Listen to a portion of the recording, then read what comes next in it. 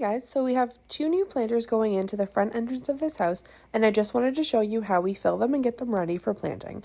These are two of our 40 by 16 by 20 rectangular fiber stone pots, one of my favorites, the greatest quality ever. And this is how we get them ready for the winter. So I have 3 drainage holes at the very bottom because we want that water to escape always. And then I'm going to go in with some landscape fabric and some drainage stone. Drainage stone is your best friend. It is going to be the area where the excess water can sit so that your roots are not getting waterlogged or your soil is super soggy, which will kill your plants.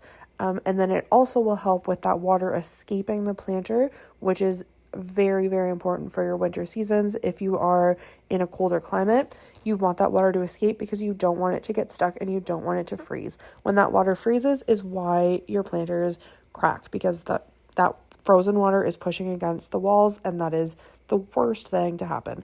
And this is also why you want a high quality material. So don't get like concrete, don't get plastic, get a fiber stone, get a polystone. Pay a little bit more now, but it'll last you a lot longer. So once that drainage stone is all in, then we're going to wrap it up in the fabric, make sort of like a little blanket around it, and then that's just going to keep that separated from the soil.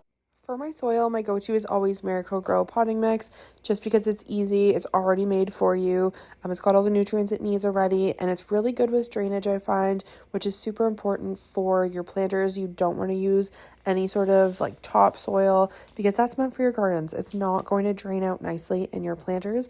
It's just going to get soggy, it's going to cause root rot, all your plants are going to die, you're not going to be happy, so definitely don't do it. Get a potting mix. Miracle-Gro is great, or you can find other brands as well, but I always like to just use Miracle-Gro. For this size planter, the 40 by 16 by 20, I used 4 of the 50-liter bags, and then each season that goes by, if I'm planting a bigger root ball, like a 10-inch root ball, sometimes you have to take some soil out, or if you're doing Christmas arrangements where you're just sticking, cedar branches in and you want the soil a little bit higher so that you have a higher work surface, then you just add some soil. So just always keep it on hand when you're working. And that's it. Your planter is ready to plant in and make all beautiful, and it is nice and safe for your winters so your planter won't crack. If you have any questions, let me know in the comments.